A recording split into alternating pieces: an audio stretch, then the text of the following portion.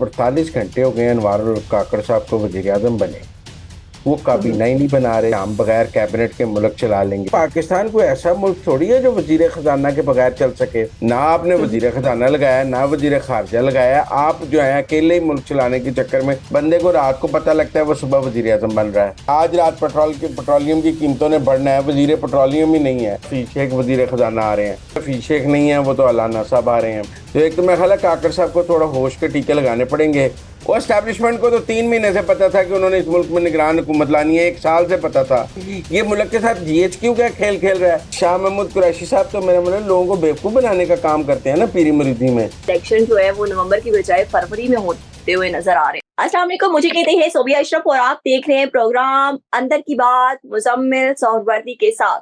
निगरान वजीर आजम के हलफ लेते ही उसके बाद जो है स्टॉक मार्केट जो है एक दफा हिल गई है। डॉलर जो है उसने मजीद अपनी उड़ान जो है भर ली है और आगे जो है पेट्रोल की कीमतों में भी जो है वो इजाफे के खदशात हैं। और ऐसा क्यों है और आगे जो निगरान कबीना के हवाले से जो नाम सामने आ रहे हैं उनमें से कौन कौन से मुस्तनद नाम जो है हैं, इसी हवाले से आज हम अंदर की बात जानेंगे मुजम्मिल साहब से। अस्सलाम वालेकुम मुजम्मिल साहब। अस्सलाम वालेकुम, क्या हाल है? ठीक ठाक हैं? अल्लाह का शुक्र है। मुजम्मिल साहब ये बताएं कि ये निगरान वजीर आजम के हलफ लेते ही ये एक दफा दोबारा फिर महंगाई की एक नई लहर उठने जा रही है। आज डॉलर ने बड़ी ऊंची उड़ान भर ली है। तो ये क्या वजूहात है, अंदर की क्या इत्तलात है आपके पास? देखिए, मुझे तो समझ नहीं आई। 48 घंटे हो गए अनवारुल काकड़ साहब को वजीर आजम बने। वो काबीना ही नहीं बना रहे। देखिए, पाकिस्तान को ऐसे हालात में नहीं है कि हम ये लग्जरी इंजॉय कर सकें कि हम बगैर कैबिनेट के मुल्क चला लेंगे। मुझे तो समझ नहीं आई कि वजीर आजम बनने के बाद उन्होंने तमाम महकमों को कहा है मुझे ब्रीफिंग दें। भैया, आप पहले कैबिनेट बनाएंगे तो ब्रीफिंग लेंगे मिनिस्टर्स के साथ। आप अकेले ही ब्रीफिंग लेने लग जाएंगे। मेरी बात समझे ना। निजामुद्दीन सके वाली बात तो ना करें कि मैं अकेला ही मुल्क चला लूंगा। दूसरी बात यह है कि पाकिस्तान कोई ऐसा मुल्क थोड़ी है जो वजीर खजाना के बगैर चल सके। वजीर आजम के साथ वजीर खजाना का हलफ होना चाहिए था और वजीर खारजा का हलफ होना चाहिए था। वो घंटे बाद हो जाता। यहाँ 3 दिन हो गए हैं, वजीर आजम आ गया हुआ है, कैबिनेट बन नहीं रही। डॉलर ने ऊपर नहीं जाना तो क्या होना है? ये मार्केट स्पेकुलेशंस है। पाकिस्तान एक फ्रेजाइल इकोनॉमी है। ना आपने वजीर खजाना लगाया, ना वजीर खारजा लगाया। आप जो है अकेले ही मुल्क चलाने के चक्कर में कह रहे हैं मुझे सारे महकमे ब्रीफिंग दें। तो मेरे ख्याल में काकड़ साहब को, एक तो हमारे यहाँ ये बड़ी अजीब बात है, बंदे को रात को पता लगता है वो सुबह वजीर आजम बन रहा है। अच्छा, उसकी ना तैयारी होती है, ना उसको कख पता नहीं होता पाकिस्तान चलाने का। और वो जब वजीर आजम बन जाता है तो अब वो सोचता है मैं वजीर आजम बन गया हूँ, मैंने मुल्क चलाना है। तो उसने कभी यूनियन काउंसिल नहीं चलाई होती, वो भी मुल्क चलाने चल जाता है। यही हाल अनवार काकड़ साहब का है। सियासी तौर पर ठीक है, हमारा ख्याल है कि जमहूरियत के लिए उनकी तैनाती ठीक है, इलेक्शन वक्त पे हो जाएंगे, होने चाहिए। वो कोई लंबी टेक्नोक्रेट हुकूमत नहीं बना के चला सकते। लेकिन भाई हुकूमत तो बनाई। भाई, आपको 7 वजीर खजाना का हलफ लेना चाहिए। तो 4 दिन आपको मिले तैयारी के लिए। आपका नाम 11 को फाइनल हो गया, आपने 14 को हलफ लिया। आप 11 से 14 तक क्या करते रहे काकड़ साहब? आपका काम था आप 11 से 14 तक अपनी कैबिनेट फाइनल करते और अपने साथ अपनी कैबिनेट का हलफ भी कराते। पहले वजीर आजम का हलफ हो जाता, फिर कैबिनेट का हलफ हो जाता। आप 4 दिन, अब उसके बाद 2 दिन और। आप टेक्निकली वजीर आजम नामजद हुए उन्हें 7 दिन हो गए हैं और वो कैबिनेट नहीं फाइनल कर पा रहे। उनको ना उनका वजीर खजाना कौन है, वजीर खारजा कौन है, वजीर दिफा कौन है, वजीर पेट्रोलियम कौन है। आज रात पेट्रोलियम की कीमतों ने बढ़ना है, वजीर पेट्रोलियम ही नहीं है। डॉलर ऊपर जा रहा है, रुपया नीचे जा रहा है, वजीर खजाना ही नहीं है। बिजली की कीमतें बढ़नी है, वजीर पावर ही नहीं है। तो एक हुकूमत के बगैर वो कल ही कहते हैं मैं शेर हूं, मैंने चलाना है। तो ये कोई तरीका तो नहीं है। 7 दिन हो गए हैं, वो क्यों इस मुल्क के साथ खेलने लगे हुए हैं? उन्हें पहले कैबिनेट बनानी चाहिए थी, फिर कोई और काम करना चाहिए था। वो पहले सारों से मुबारकबादें लेने लग गए। उनका ख्याल है पहले मैं ब्रीफिंगें ले लूं, बाद में देखूंगा किसको वजीर बनाना है। एक तो उनसे मुद्दबाना दरखास्त है, भाई आज रात ही वजीर बना दो जो बनाने हैं, ताकि वो मुल्क की सिमत तो बने, मुल्क चल तो सके। आधा पाकिस्तान पिछले 3 दिन कहता रहा हफीज शेख वजीर खजाना आ रहे हैं। वो कामरान खान से लेके सारों ने ट्वीट मार दिए।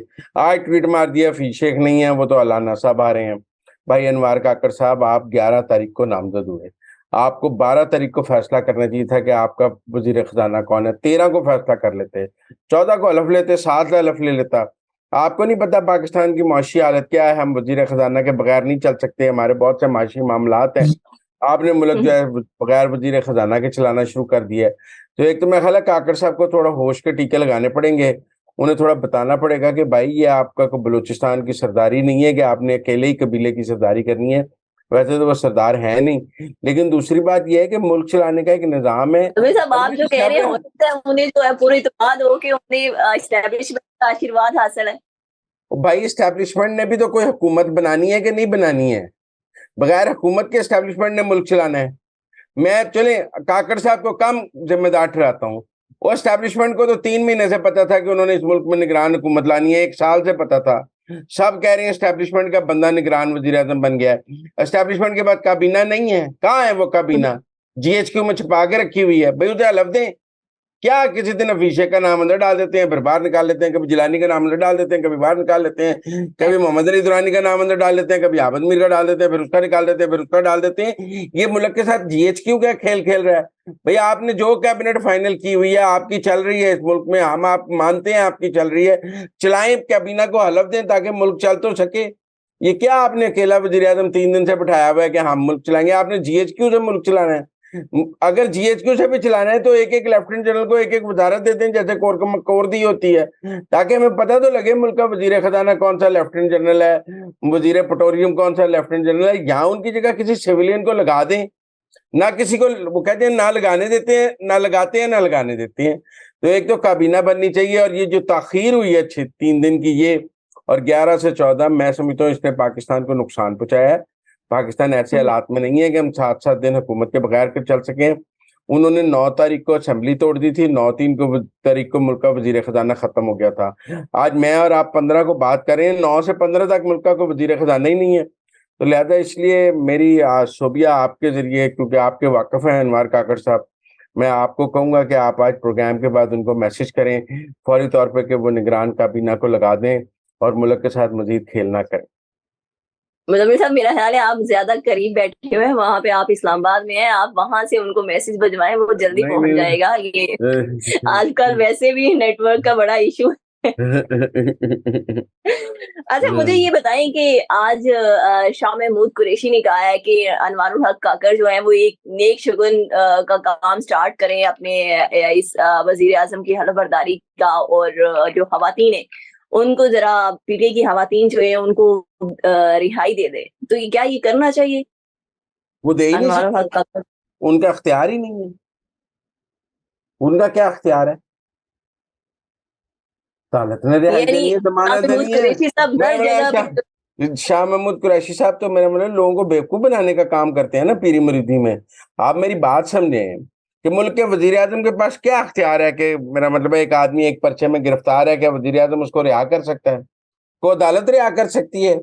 उन्हें चीफ जस्टिस उमर अताब बंदियाल साहब को कहना चाहिए कि बंदियाल साहब घर जाने से पहले, रिटायरमेंट से पहले हमारे बंदों की जमानतें तो कर जाएं। और तो कुछ नहीं किया आपने हमारे लिए, धोखा ही दिया है, चक्कर ही दिए हैं। कम से कम हमारे बंदों की जमानतें ही कर दें। सिर्फ इमरान खान को मिलिट्री कोर्ट से नहीं बचाना है, बाकियों को भी बचाना है। तो अगर उनको बाकियों में कोई दिलचस्पी नहीं है, सिर्फ इमरान खान का जिम्मा है, तो शाह महमूद कुरैशी साहब को समझना चाहिए कि उमर अताब बंदियाल साहब के पास सिर्फ इमरान खान को मिलिट्री कोर्ट से बचाना था, बाकी जाए तो जाए, उनका उस केस को वो डिसाइड नहीं करना। मानते नहीं हो रही, इसमें काकड़ साहब क्या कर सकते हैं?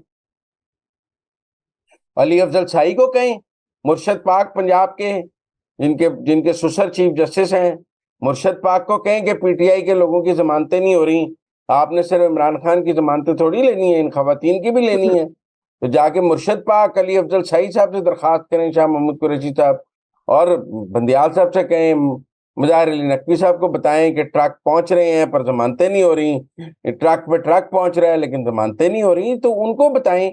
बेचारे काकड़ साहब का क्या असर और रसूख है कि वो किसी को रिहा कर दें, किसी को छोड़ दें? जरा शाह महमूद कुरैशी साहब भी हिम्मत करें और कहें डर्टी हैरी का नाम लेके कि डर्टी हैरी मेरे लोग छोड़ दो। अब तो बोलती बंद हो गई है सारों की, सबके सॉफ्टवेयर अपडेटेड हैं आजकल। अच्छा मुजम्मिल साहब आपने हमें कल भी बताया था कि इलेक्शन जो है वो नवंबर में होंगे, टाइम पे होंगे, मगर आज फिर शाफी हुसैन ने कहा इलेक्शन जो है वो नवंबर की बजाय फरवरी में होते हुए नजर आ रहे हैं। देखिए ये क्या वजूहात हैं मैंने आपको ये कहा है कि सियासतदानों इस मुल्क में कोई लंबी निगरान हुकूमत 2 साल की, 1 साल की नहीं आई। मैंने आपसे ये कहा कि इलेक्शन ड्यू नवंबर में है, अगर दिसंबर में भी हो जाए तो 30-40 दिन ही लेट होंगे और जनवरी में हो जाए तो 50-60 दिन लेट होंगे, लेकिन मुल्क में इलेक्शन होने जा रहे हैं। सवाल 40-50 दिन पहले या देर का जरूर है कि जी नवंबर में होते हैं या दिसंबर में होते हैं या दिसंबर के एंड में होते हैं या जनवरी के शुरू में होते हैं, इतनी ही तो आपकी मेरी लड़ाई है ना सोबिया।